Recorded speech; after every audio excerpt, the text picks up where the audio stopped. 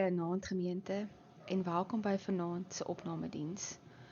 Terwyl jy net so rustig is, daar waar jy is, kom ons bid saam. Onse Vader wat in die hemel is, Here, dankie vir nog 'n dag wat U vir ons gegee het. Here, dankie dat U met ons is. Here, vanaand gaan ons net weer kyk na die feit dat ons aan U behoort. Dankie dat ons kan bely dat U ons herder is. Dankie dat ons kan bely dat U altyd met ons is. Here, maak dit nou rustig in ons harte en dankie vir al die liefde en genade. Mag die genade van ons Here Jesus Christus, die liefde van God en die gemeenskap van die Heilige Gees met U elkeen wees en bly. Amen. Gemeente, ek was so 'n rukkie gelede bevoorreg om 'n sessie by te woon. Die sessie was eintlik meer soos 'n kerkperiode gewees. En dit was 'n baie insiggewende oggend gewees vir my. Die spreker van daardie oggend het gepraat oor sy kind. En hy het foto's gewys van sy kind se lewe tot op hede, mylpale wat die kind bereik het, prestasies, al daai tipe van dinge. En ek wil hê jy moet 'n oomblik vat en dink net vir 'n oomblik aan jou eie lewe. As jy kinders het, dink dalk aan jou kinders se lewe. Alles wat al gebeur het, goeie en slegte miskien. Maar soos wat hierdie persoon hierdie verhaal van sy kind vertel, wys hy aan die einde 'n foto van die dag toe sy kind gebore is. En hy vertel toe die dag toe sy kind gebore is, het hy nie geweet hierdie is die lewe wat sy kind gaan leef, die geleenthede, die prestasies, al daai dinge nie. Maar die dag toe sy kind gebore is, was hy reeds trots op sy kind. Was hy reeds lief vir sy kind. Sou hy reeds enige iets doen vir sy kind, want dit is sy kind. Alles wat na die tyd gekom het, is deel van die verhaal. Maar op daai dag het hy besef, hierdie is my kind. Hierdie is myne. En hierdie is baie waar vir elkeen van ons in ons eie lewe. Ten spyte van alles, is ons die Here se kinders. Die Here het ons lief van dag 1 af, net soos wat ons is. Met hierdie in gedagte, kom ons lees dan vanaand saam uit Matteus 3 vers 13 tot 17, die doop van Jesus. In daardie tyd het Jesus van Galilea af na Johannes toe by Jordaan gekom om deur hom gedoop te word. Maar Johannes het dit probeer verhinder deur te sê, ek moet eintlik deur U gedoop word en U kom na my toe? Jesus het hom geantwoord, nogtans moet jy dit nou doen, want op hierdie manier moet ons aan die wil van God voldoen. Daarna het Johannes ingestem. Jesus is toe gedoop en hy het dadelik daarna uit die water gekom. Met eens het die hemel bokant hom oopgegaan en hy het die Gees van God soos 'n duif sien neerdal en op hom kom. Daar was ook 'n stem uit die hemel wat gesê het, dit is my geliefde seun, oor hom verheug ek my. Kom ons lees weer vers 17 saam. Daar was ook 'n stem uit die hemel wat gesê het, dit is my geliefde seun, oor hom verheug ek my. Tot sover. So die gedeelte wat ons saam gelees het, het ons gelees oor Jesus se doop. En ons sal later verder daarna kyk. Maar ek wil vanaand vir jou die vraag vra, wanneer laas het jy nagedink oor jou eie doop? Wanneer laas het jy nagedink oor die basiese konsepte van die doop?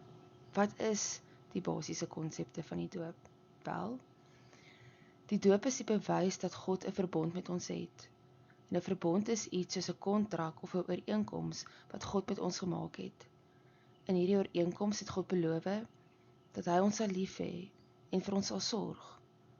Ons doop verseker ons dus dan dat Jesus uit liefde ons sonde met sy bloed afgewas het. Kan jy nog onthou wat ouers beloof tydens die doop? Wanneer ouers hulle babietjies doop, beloof hulle vir die Here dat hulle kinders van Jesus sal leer. Kan jy nog onthou hoekom doop ons met water?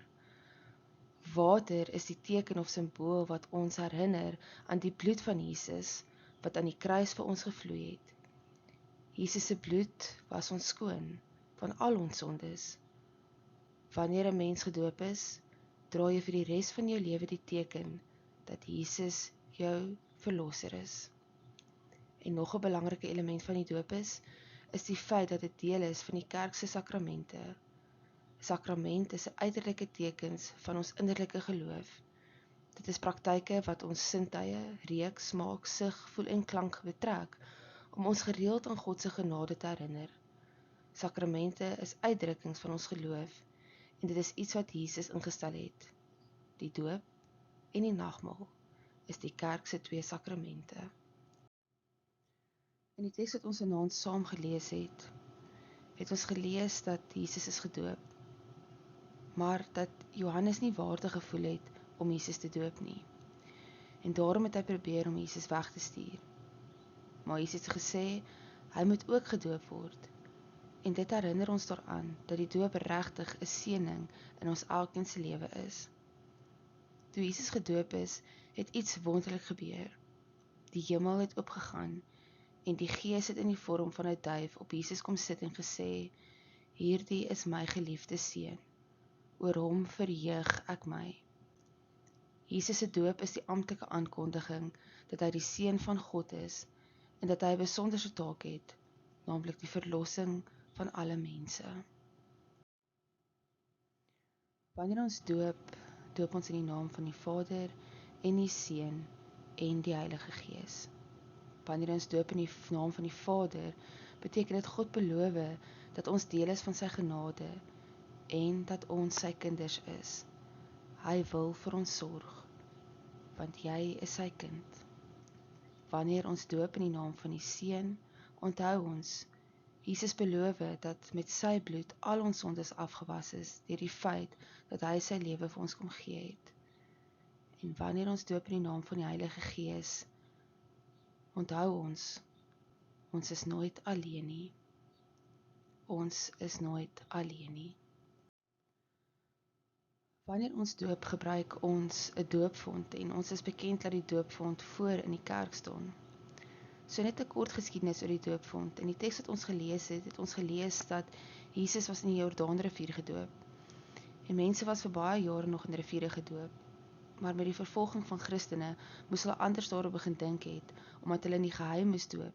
En so het die doopvont tot stand gekom. In die vroeë kerk was die doopvont by die ingang van die kerk geplaas, sodat jy elke dag herinner kon word, jy is gedoop. Jy is gedoop. Want dit is vertroosting. Dit is 'n teken wat sê, maak nie saak wat nie, ek behoort aan die Here. Ek is die Here se kind.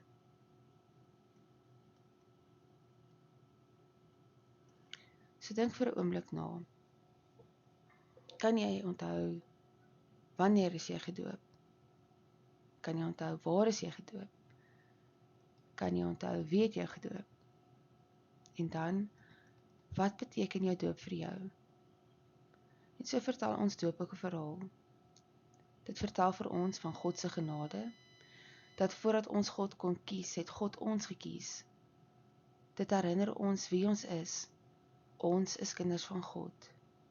En dit herinner ons dat ons vergewe is. Doop is 'n troos in elkeen se lewe.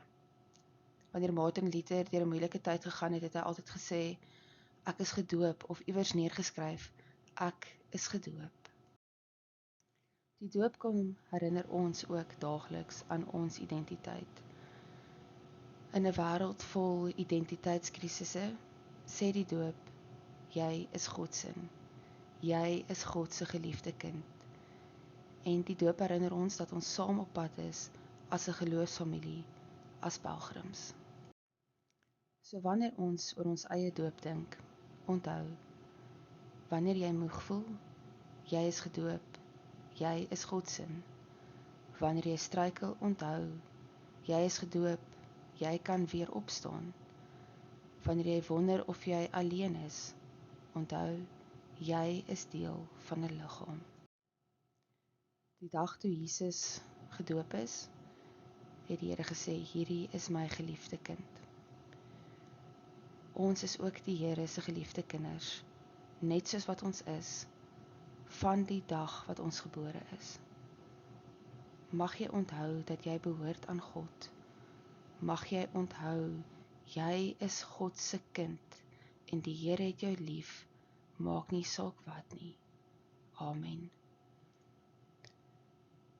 Mag die genade van ons Here Jesus Christus, die liefde van God, en die gemeenskap van die Heilige Gees, met die elkeen wees en bly. Amen.